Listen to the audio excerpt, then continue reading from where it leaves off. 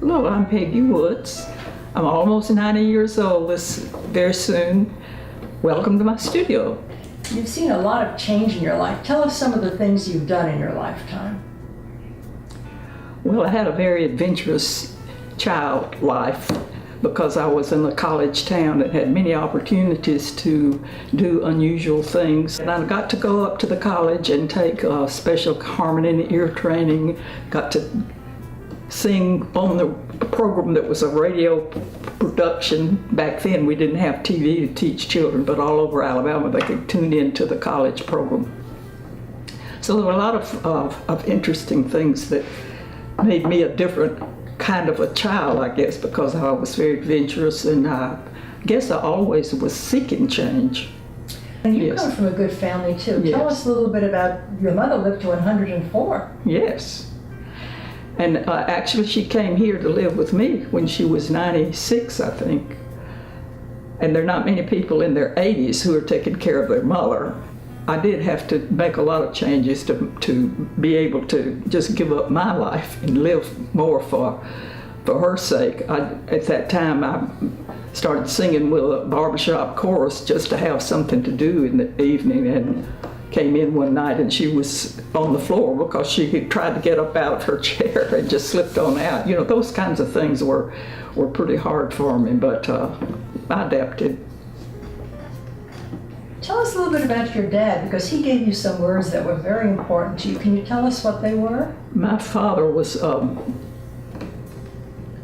very, very quiet, reserved kind of a man, and mother was kind of the spokesperson for the family. But I handed him my little autograph book, we called it, when I was in the 4th grade, I think it was. I was passing it around to all my special people and my friends, and asked him to write something in it. And I've kept that thing that he wrote all of my life. I've got it on my wall downstairs, framed. But he said, "Seek and understand the right kind of life, then live."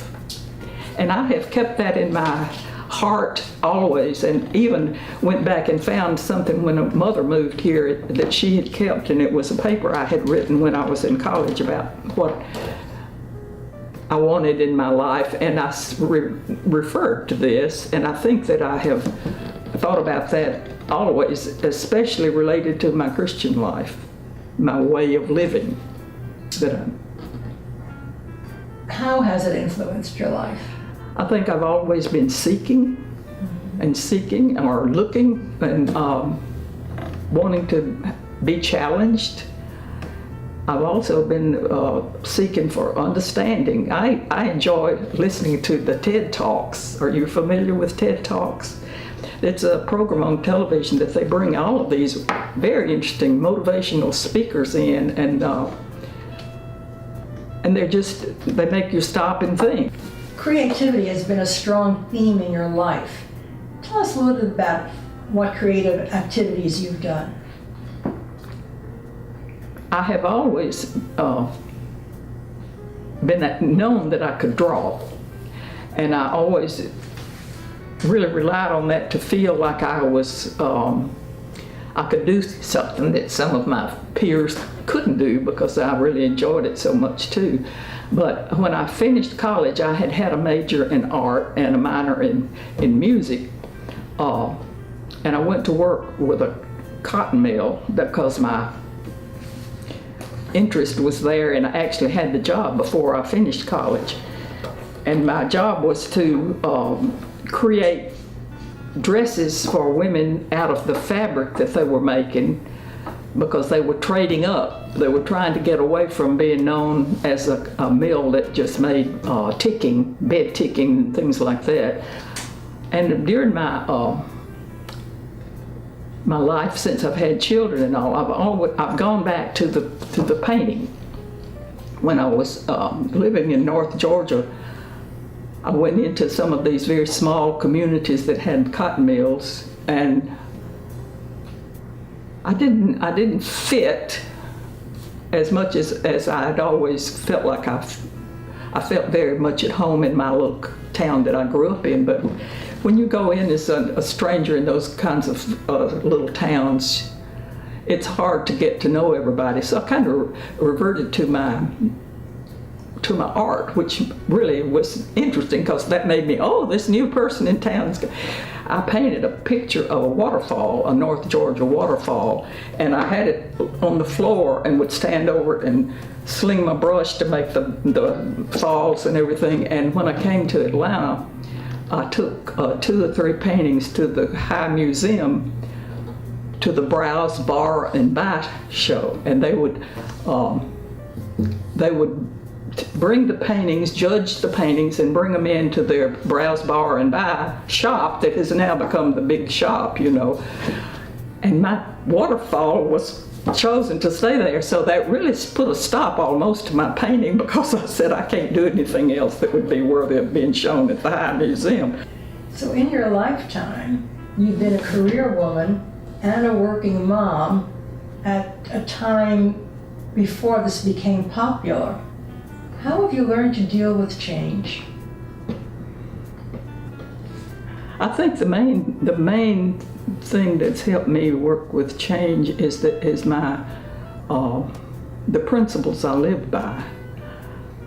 My grandmother stood me up on a church bench when I was 4 years old, because she had spent the whole week teaching me John 3:16, for God so loved the world, you know, and I was terrified to have to do that in front of all these people. But that started my knowing that there was a direction, that somebody was going to help me, you know, that God created this world and his son came here and all that. And I've always felt like that I had a purpose, and I needed to stay on the way, which is the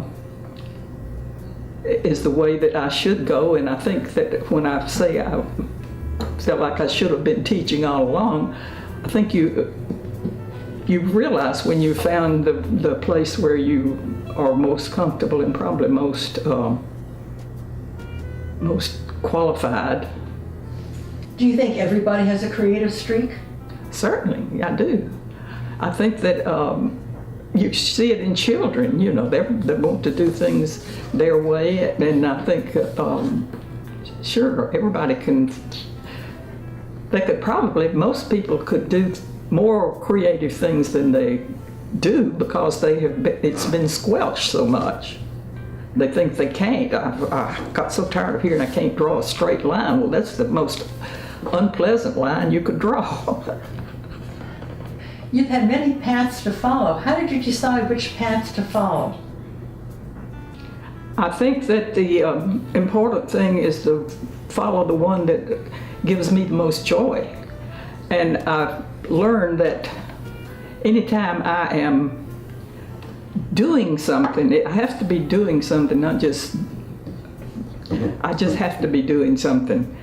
And I found that painting gave me such a release to emotions and fears and heartaches and that kind of thing. And I was so full of so many questions in my life during the time that I just had 2 babies, really, because my children were just 18 months apart. You know, which am I supposed to do? I painted something that is kind of grotesque in some ways. My granddaughter asked me to move this out of the room because it was something that was frightening to her. But it was when I was trying to decide, I was really trying to decide whether to continue to get my teaching certificate was one of the things. And, you know, mother and wife and neighbor and big sister and all of these things, you just realize, you know, and you can't do everything. You anticipate a lot of the problems women are having today. So if you were going to give any advice to the next generation coming along, what advice would you give? Well, I think kind of like another reminder I have besides this one that my father gave me. I have a little plaque on my kitchen wall that says that you have to run with Plan B.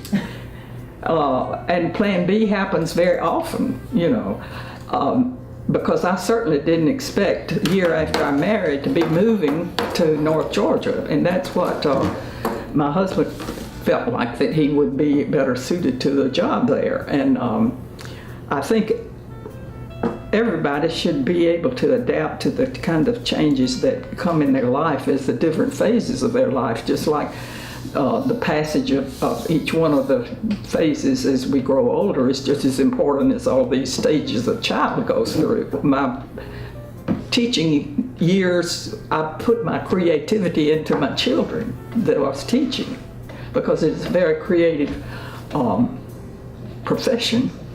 Well, you've been a wife, a mother, a sister, a grandmother, a great-grandmother, an artist, you were a swimmer, you did barbershop quartet. How would you like to be remembered? I'd like to be remembered as a good person. I think that's the main thing. A good, caring person who lived for God and lived the way she felt like that she was meant to live, and I tried to live in this way that brought me joy, and I think that I have. I've had a very joyful, peaceful life.